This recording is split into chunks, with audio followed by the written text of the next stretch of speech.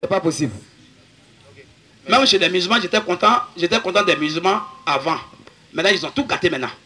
Avant là, tu ne vas jamais voir femme imam. Et ça, c'est correct, c'est normal. C'est clair. Parce que le garçon qui doit être imam pour enseigner les autres. C'est ça. Femme ne doit pas être enseignante. Clair.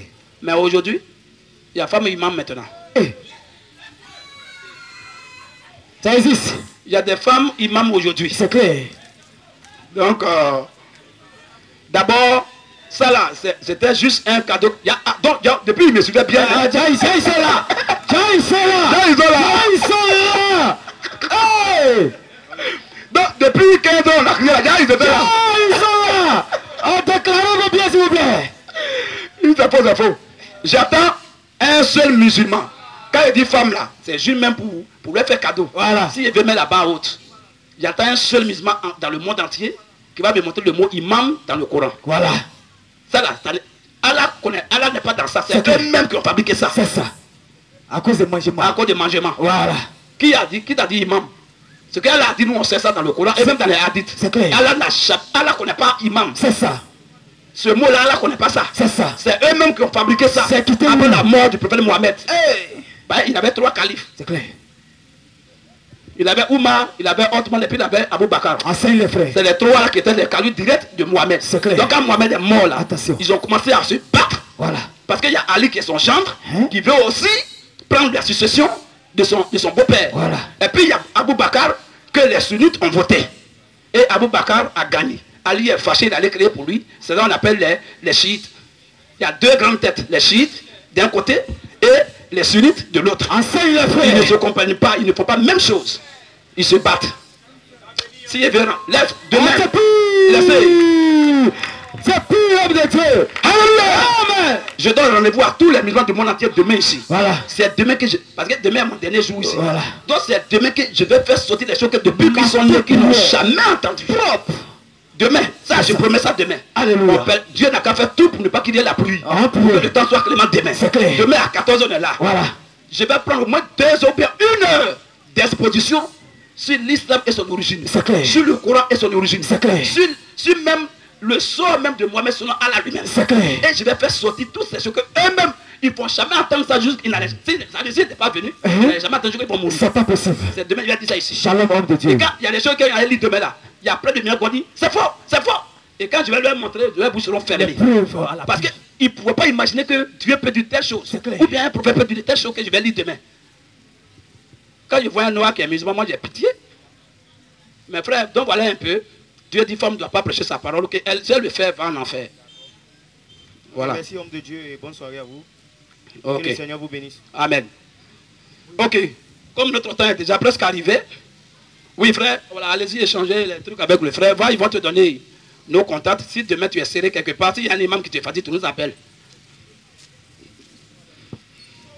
On ne sait jamais. Ceux qui criaient là. Ils sont où maintenant? Voilà. J'attends un dernier musulman avant de rentrer à la maison. Voilà, la voie est libre. Parce que les musulmans sont trop sucrés. C'est clair. S'il vient, par exemple, je ne colle pas faire d'un musulman, je ne suis pas trop content. Non. J'attends un musulman maintenant. Ou besoin de le mot imam dans le Coran. C'est un défi, il est lancé. C'est clair. Ok, frère, appelle la personne qui est là. Hein? Oui, appelle la personne suivante. Monsieur Arsène.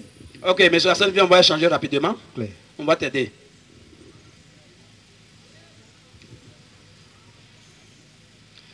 Demain, là, je vais dire, Allah lui-même a dit, quand les musulmans prient là, est-ce que c'est leur front qui doit mettre à terre ou bien qu'est-ce qu'il doit mettre à terre? Question. Demain, on va vous montrer. Il n'y a pas de musulman encore, vous voyez ici. C'est clair.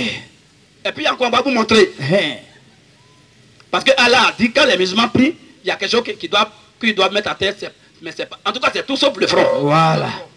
Oh, tous, ils ont un bouton noir sur le front. À force de taper, cogner ça. Oh, Allah dit, Allah ne le connaît pas. C'est clair. On va lire ça demain ici. Et puis quand ils veulent prier là, ils disent non, qu'ils sont tellement propres. Parce que quand ils veulent rentrer dans ma chambre, j'enlève ceci. Donc quand ils veulent rentrer à la mosquée, j'enlève ceci. C'est quoi ça? Il n'y a pas un seul musulman qui va me montrer où Allah dit, il faut enlever chaussures avant de rentrer à la mosquée. Voilà. C'est des menteurs et tout. C'est clair. On sait qu'on est assis sur du lourd, sur du balèze. Voilà. Et puis on est là. Amen. C'est quoi quand on est là, et tout se chef, on est trop lourd. C'est clair. Chargé, fatigué. Alors frère, donne-lui le micro. Alors, Rebonsoir, monsieur Arsène. Voilà, j'ose espérer que vous allez bien. Voilà, du coup, vous n'êtes pas à votre première participation parce que nous avons eu l'autre côté. Alors, je vais vous donner le micro. Si vous avez des questions comme la dernière fois, vous les posez. Le frère prendra son temps pour vous éclairer. Dans le cas contraire, si vous avez des, pour ne pas dire des thèmes sur lesquels vous voulez échanger avec nous, voilà, c'est votre plein droit. Vous donnez uniquement ces thèmes en question. Je mettrai le chronomètre pour qu'on puisse échanger. Mais ici, on ne tient pas d'assertion. Vous le savez déjà. De déclaration où on n'a pas de preuves écrites. Voilà, pour pouvoir les soutenir. Parce que si vous le faites, nous n'échangerons pas longtemps avec vous. Voilà, ici, il est écrit et il est aussi écrit. C'est sur ce fondement-là que nous polémiquons. Du coup, je vous donne déjà le micro pour que vous donniez l'objectif de votre présence. Bonsoir, homme de Dieu. Oui, frère, salut. J'ai une préoccupation. Je veux que tu te prononces un peu là-dessus. Oui. Pour qu'il soit éclairé. C'est concernant les chrétiens catholiques. Les qui? Les chrétiens catholiques. Ceux qui vont ils sont chrétiens et puis ils sont catholiques. C'est quoi ça là? Ceux qui sont à l'église catholique. Hein? Qui adorent aussi Seigneur Jésus-Christ. Oui, oui. Souvent, en vous écoutant, j'aurais entendu que les catholiques n'iront pas au paradis. Oui, oui. Cela, je n'arrive pas à comprendre. D'accord, tu vas comprendre aujourd'hui. Par la grâce de Dieu. Merci mon frère. Merci. C'est ça qui est bon. Quand tu viens poser des questions pour comprendre comme ça, on va t'aider. C'est clair. Et tu seras content. Amen. Parce que nous, on ne sera pas toujours ici. C'est ça. Donc pendant qu'on est là, profiter de l'occasion en même temps. C'est clair. On coûte très cher. Amen. Donc notre prix est dans la main de Dieu seul. Amen. Aucun homme ne peut nous payer. Ok. Frère, le brigand, le malfaiteur, le voleur là, il a fusil en main. Le policier, il a fusil en main. Mais est-ce parce que le policier, le bandit a un fusil en main qu'on va dire que c'est un policier? Non, non. Donc il a ça en main de façon illégale. Ça que là, lui-même il se cache. Or le policier, il a son arme, il passe, tout le monde voit, il n'a pas bien se cacher. C'est légal. C'est ça. Mais l'autre, lui, cache. Voilà. Parce que lui-même, il sait que ce n'est pas légal pour lui. C'est bon? Si tu as compris ça, j'ai répondu à ta question. Amen. Maintenant, je vais répondre. Il sait que tu n'as pas encore compris. C'est ça. Regarde un peu. Les catholiques, tu dis qu'ils prient Dieu, non? Hein? Ils prient Jésus aussi? Oui, oui. Très bien. On va voir quel Jésus eux ils prient. Ce n'est pas le Jésus de la Bible qui prie en tout cas. S'il y avait un catholique ici, s'il lui posait la question, dis-moi le nom d'une seule chose que les catholiques font qui est dans la Bible. Il va avoir du mal. C'est clair. Parce qu'ils ne font rien qui est de Dieu. C'est ça. Hein? Tu sais quand même que le seul qui est très saint, Père, tu sais que c'est Dieu. La Bible dit que Dieu est saint, saint, saint. Mais le pape dit, il est le très saint Père. Papa, voilà un blasphème. Il prend la place de Dieu.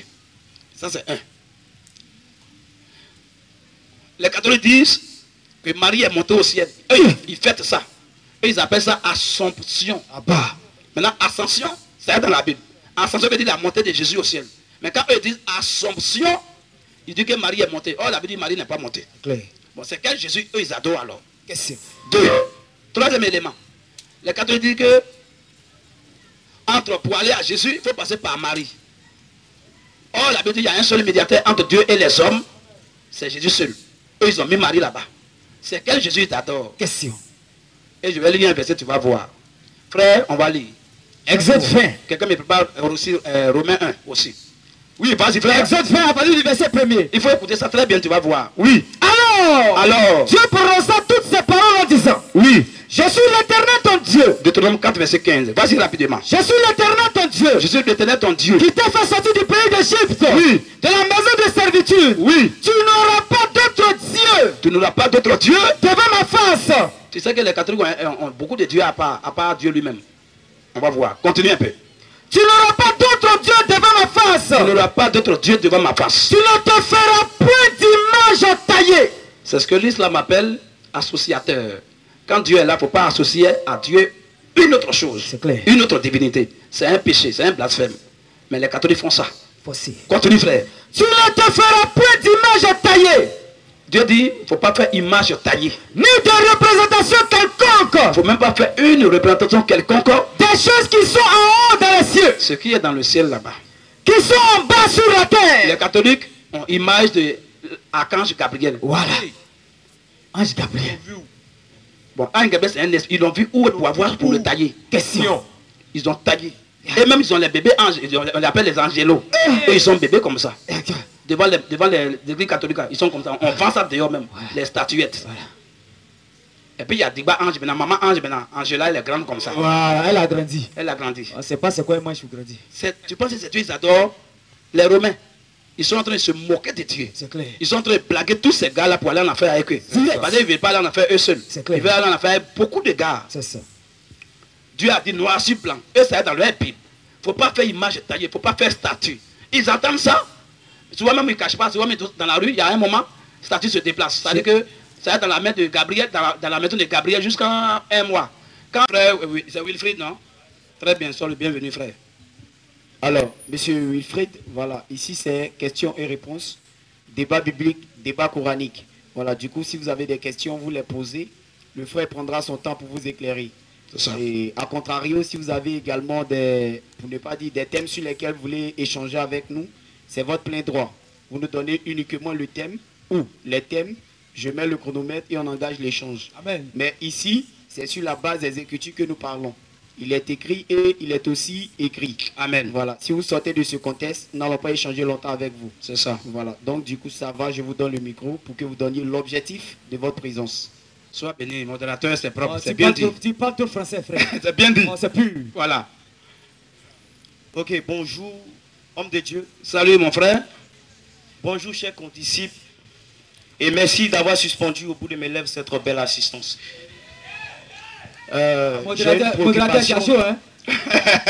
J'ai une préoccupation un peu pertinente. Oui, oui, frère. Voilà. Tout à l'heure, vous êtes en train de prêcher, vous avez parlé de la divinité de Dieu. Moi, je suis chrétien. Je crois vraiment à Jésus-Christ. Et je sais qu'il est Dieu. Amen. Amen. Maintenant, ma préoccupation, j'entends dire qu'il n'est pas bon que la femme prêche. Oui, oui. Donc ma préoccupation, c'est un peu ça. Est-ce que vous pouvez un peu me débriefer un peu sur ce thème-là? Donc c'est ma question qui est là. D'accord. Pourquoi il n'est pas bon à la femme de prêcher? C'est tout. Merci, c'est une très bonne question. Alors, la Bible dit depuis l'Ancien Testament jusqu'au Nouveau Testament qu'il n'est pas bon qu'une femme prêche la parole de Dieu. Il n'est pas bon qu'une femme exerce un ministère quelconque. Qu'elle soit pasteur, ou bien qu'elle soit apôtre, ou bien qu'elle soit docteur, ou bien qu'elle soit prophétesse. Du point de vue ministériel, la Bible interdit la femme catégoriquement. C'est clair. Alors on va commencer dans l'Ancien Testament pour arriver dans le Nouveau Testament. Premier verset. Ecclésiaste 7. Ecclésiaste 7. Verset 26. Oui, frère. Et j'ai trouvé plus ta main. Alors, frère Wilfried, il faut bien suivre. Là, Dieu dit, si tu veux, quand on va finir, on va te donner même les versets là sur feuille, c'est cadeau. Mais il faut suivre, c'est très important. Vas-y, frère. Et j'ai trouvé plus ta main. Et j'ai trouvé plus amer que la mort. Qu'est-ce qui peut être plus amer que la mort? La mort est le dernier rempart. Dès que l'instant quelqu'un meurt, c'est fini, il n'y a plus d'espoir. C'est ça? Mais la Bible dit qu'il y a quelque chose qui est plus amer que la mort. Quelle est cette chose en question? La femme. Écoute bien, ce n'est pas n'importe quelle femme, mais Dieu va donner les caractéristiques de cette femme en question qui est plus amère que la mort. J'ai trouvé plus amère que la mort, la femme. Dans le cœur est un piège.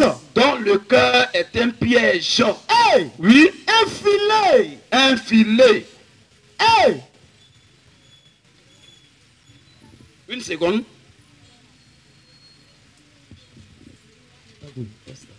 Jésus, teste.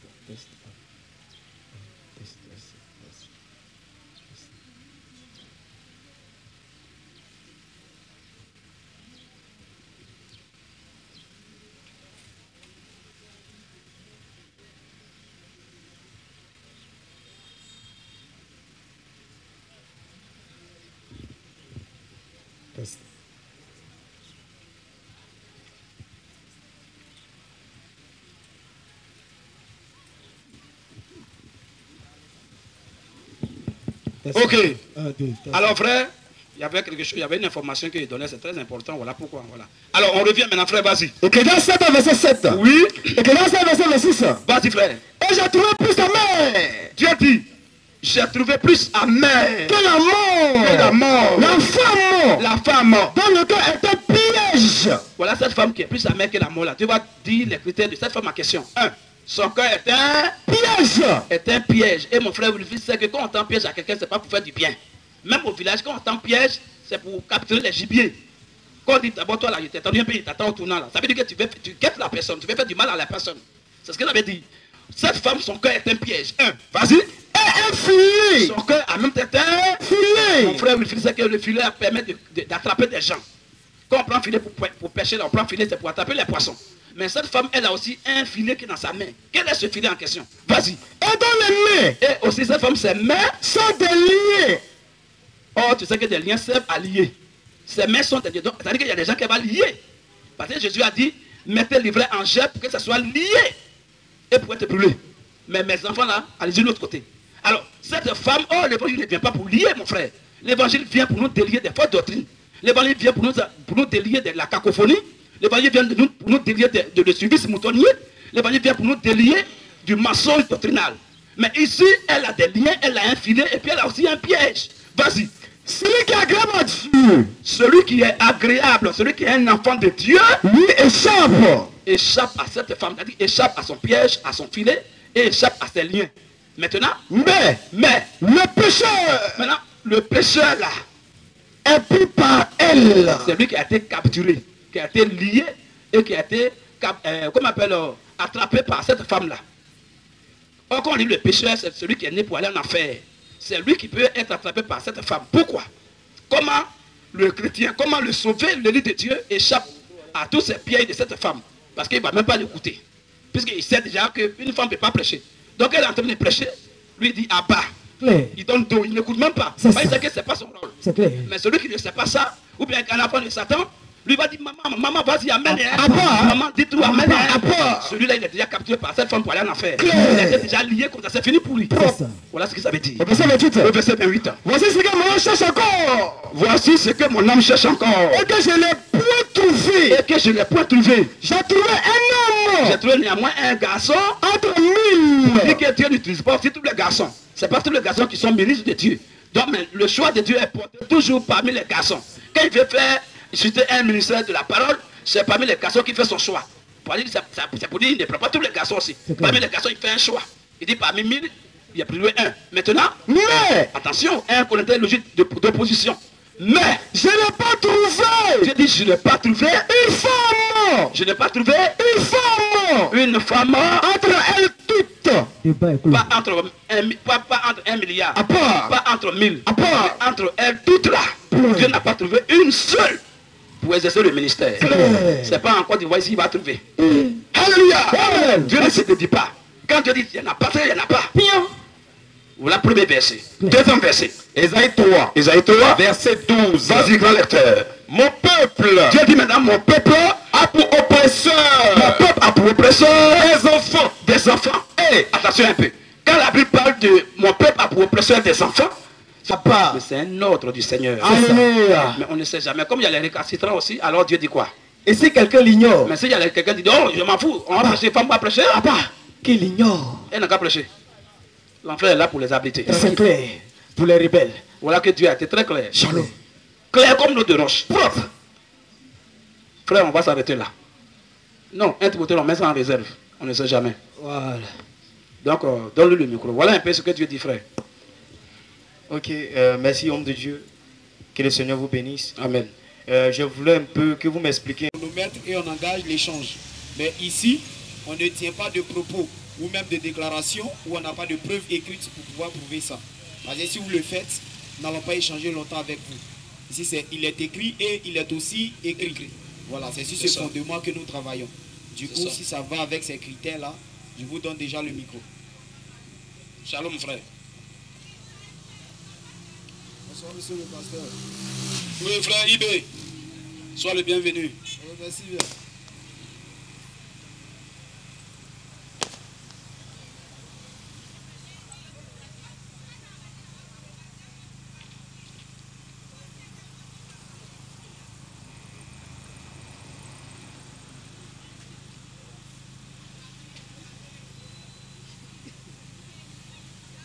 Oui, frère, vas-y.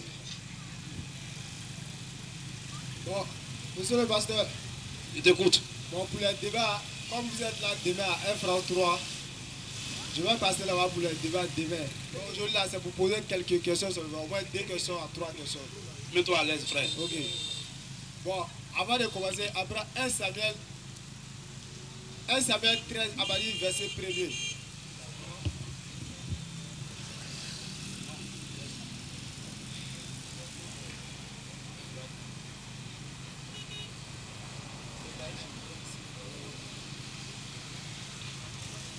Samuel 13, verset 1er, c'est ça? Frère, lisez. 1 Samuel 13, à partir du verset 1er. Saül était âgé de ... lorsqu'il devint roi. Voilà. Et il avait déjà régné 2 ans sur Israël. Point.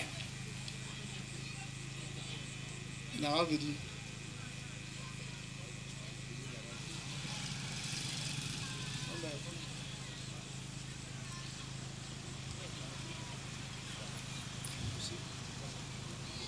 Oui, monsieur le pasteur. Vas-y, mets-toi à l'aise, mon petit. Bien, après, non?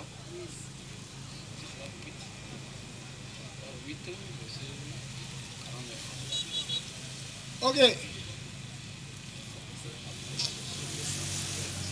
J'aimerais savoir. Oui. J'aimerais savoir. Ali, le roi Saül était âgé de A. C'est l'auteur qui a oublié l'âge de Saül ou bien c'est Dieu qui a oublié l'âge de Saül? Merci beaucoup. En tout cas, il est intéressant. Voilà, très. Moi, je ne te réponds pas pour dire non, c'est l'auteur ou bien c'est Dieu. Moi, je vais te répondre avec les versets bibliques et les versets coraniques. C'est ça. On va voir qu'est-ce qui se passe. Okay, vas-y. C'est bon? Vas-y. Très bien. Alors, on va prendre Sourate 2. Sourate 2. Verset 50 d'abord. Verset 50. Préparez-moi beaucoup, moi, prépare-moi 5 Sourates. C'est verset, c'est verset. C'est verset Sourate 8 aussi. Préparez tout ça. On va voir qui a oublié l'âge. Voilà. Donc, le frère veut comprendre pourquoi on dit Saül était âgé de ... On va prendre les suspensions. C'est ce qu'il veut savoir. Alors, on va interroger le Coran va nous dire quelque chose. C'est ça. Proverbe 26, verset 5. Parce que je sais qu'il croit au Coran. C'est ça, hein? Ibé, tu crois au Coran, non? Ah, il vous a posé une question. Monsieur, répondez à la question. tu vas sortir. Je ne suis pas venu m'amuser ici. Hein. Il t'a posé une question. Est-ce que tu crois au Coran? Mais est-ce qu'elle répond question par question? Tu n'as jamais vu ça? Ok, arrête là. Prenez-moi rapidement Luc 20. Je vais te montrer qu'on répond question par question. On va lire d'abord Luc 20. Premier, rapidement. Écoute bien, on va lire. Luc 21. Écoute bien ce verset. Parce que tu as posé la question, je vais répondre. Tu dis non. Est-ce qu'on répond question par question? Et comme je sais que tu crois que Jésus est la vérité, amen. On va lire. Alléluia. Vas-y un peu. Luc 21. Oui. Un de ces jours. Un de ces jours. Comme Jésus enseignait le peuple dans le temple. Comme Jésus enseignait le peuple dans le temple. Et qu'il annonçait la bonne nouvelle. Et qu'il annonçait la bonne nouvelle. Les principaux sacrificateurs et les scribes. Donc aujourd'hui, je ne suis pas Jésus, mais je suis à la place de Jésus aujourd'hui. Voilà. Je suis à Boaké à la place publique pour annoncer la bonne nouvelle du royaume. C'est ça. Comme Jésus faisait. Alléluia. Mais qu'est-ce qui se passe? Les principaux sacrificateurs avec les scribes. Donc toi, tu es à la place des principaux sacrificateurs et des scribes aujourd'hui. Avec les anciens. Voilà, tu es à la place de tout cela. Et moi, je suis à la place de Jésus qui est en train de prêcher ce jour-là. Alléluia. Vas-y un peu. Sylvain. Et voilà. Donc Sylvain, il s'appelle comment même? Voilà, Sylvain Ibé. Voilà. Et tu dis. Et Ibé pose la question. 2 points. Dis-nous. Par quelle autorité fais-tu ces choses? Par quelle autorité tu es en train de prêcher, tu es en train de faire tout ce que tu fais là? Ou qui est celui qui t'a donné cette autorité? Ou bien qui t'a donné ce pouvoir de prêcher, de faire ce que tu fais? Il a répondu. Attends un peu. Donc, la question a été posée à Jésus. Quand ils ont posé la question, il y a un point d'interrogation à la fin. Voilà. C'est une question. C'est ça. Maintenant, Jésus va donner maintenant là. On n'a pas dit Jésus posait la question. On dit il leur répondit. Donc, ce que Jésus va dire là, c'est une réponse. Alléluia. Il leur répondit. 2 points. 2 points. Je vous adresserai aussi une question. Il va vous faire quoi? Je vous adresserai aussi une question. Ah bon? Donc, si Jésus l'a fait, c'est pas mauvais. C'est clair. Parce que le Coran dit que Jésus est la parole de vérité. C'est clair. Le Coran dit que Jésus est pur. C'est ça. Le Coran dit que Jésus est illustre ici-bas et jusqu'à même dans l'éternité. C'est ça. Donc, ce que le Jésus a fait, ça veut dire que ça n'a jamais été mauvais. C'est clair. Aucun musulman ne peut dire que Jésus a fait quelque chose de mauvais. C'est pas possible. Alléluia. Donc, ce que Jésus dit là, on va voir si c'est mauvais ou bon. Alors, il dit quoi? Il a répondu. Jésus leur... Donc, tu sais pas que... Il y a les réponses qu'on donne sous forme interrogative. Tu ne sais pas ça? C'est clair. Il leur répond. Si, je vous adresserai aussi une question. Je vais répondre votre question par une autre question aussi. Verset 4. Dites-moi. Dites-moi. Le baptême de Jean. Le baptême de Jean-Baptiste, que le Coran appelle Yahya. Venait-il du ciel? Ça venait du ciel ou des hommes? En d'autres termes, ça venait de Dieu ou bien ça venait des hommes? Question. Mais il raisonnait entre eux. Donc Jésus a répondu à la question par une autre question. C'est clair. Donc ça veut dire que c'est pas nouveau. C'est clair. C'est public. Alléluia. Tel père, tel fils. Continue un peu. Mais ils raisonnaient ainsi entre eux. Comme c'est les rusés, c'est les gens, ils sont carrés dans la tête, ils sont bloqués déjà. Ils ont déjà eu des idées arrêtées. Ils ne peuvent pas le préparer, ils ne sont pas sincères, ils ne sont pas honnêtes. C'est les hypocrites. C'est clair. Et ils ont fait quoi? Ils raisonnaient ainsi entre eux. Ils ont commencé à raisonner entre eux. Si nous répondons, donc ils vont prendre les deux hypothèses. Ils prennent d'abord la première hypothèse. Si on répond du ciel, que le baptême de Jean-Baptiste vient de Dieu, il dira, Jésus va dire alors, pourquoi n'avez-vous pas cru en lui? Si vous savez que c'est un vrai prophète de Dieu, pourquoi vous n'avez pas cru en lui? Et si nous répondons, ils ne croient pas en Jean-Baptiste, ils ont dit déjà que ça ne les arrange pas. Voilà. Donc ils ont écarté cette hypothèse.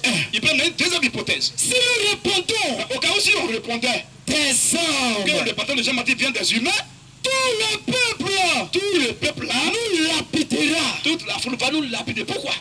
Parce que il est persuadé, la foule est convaincue que Jean-Baptiste était un prophète. Il est vraiment un prophète de Dieu, un messager de Dieu. Au verset 7. Maintenant, donc ils ont vu que les deux hypothèses ne les arrangent pas. C'est clair. Alors ils vont faire quoi? Alors il répondit alors à Jésus qu'il ne savait d'où il venait. En tout cas, le baptême de Jean-Baptiste, on ne sait pas d'où ça vient. Et Jésus leur dit, Jésus aussi va rétorquer. Il dit quoi? Moi non plus, je ne vous dirai pas quelle autorité. Oui, je fais ces choses. Question que vous avez posée, je ne réponds pas aussi. Alléluia. Donc je redis encore. Je dis, tu crois au Coran ou non? Parce que tu ne le crois pas, tu vas sortir. On n'est pas venu ici pour s'amuser. Tu dis quoi? Je crois au Coran. Tu crois au Coran? Oui. Très bien. Proverbe 26 et verset 5. Vas-y, frère. Réponds à l'insensé. Réponds des gens qui disent qu'ils croient en Dieu. Un semaine, on a lu là, c'est la Torah. Le Coran reconnaît la véracité et la valeur de la Torah. Donc oui, maintenant c'est la Torah que tu veux mettre la Torah là en question. C'est ça. Tu veux mettre en question. Tout. Maintenant la Bible dit quoi à cela? Réponds à l'insensé. La Bible dit réponds à l'insensé selon sa folie, selon ses propres pensées, afin qu'il ne se regarde pas comme sage. On ne pas qu'il se tape la poitrine pour te glorifier. Alléluia. Alors la question que tu as posée, 1 Samuel 13 verset 1, Saül était âgé de point, 3 points. La réponse là, on va te lire ça dans ton propre Coran. Voilà. Vas-y maintenant. Sourate 2. Sourate 2. Ayat 50. Sourate 2 c'est Bakara, à la vache. Tu crois en ça, Dieu merci. Alors vas-y maintenant. Sourate Al-Bakara. Sourate Al-Bakara. Ayat 50. Ayat 50. Et rappelez-vous. Lorsque nous avons fendu la mer. Lorsqu'on a fendu la mer. Pour vous donner passage. Pour vous donner passage au temps de Moïse qu'on appelle Moussa. Oui. Point. Hein? Point. Quoi? Point. Là-bas aussi. Bon, alors, qui a oublié là? C'est l'auteur ou bien c'est Allah? Question pour un champion. Qui a dit point là? Ça veut dire quoi là-bas? Question pour un champion. C'est Allah ou bien c'est lui qui a écrit Coran? Question.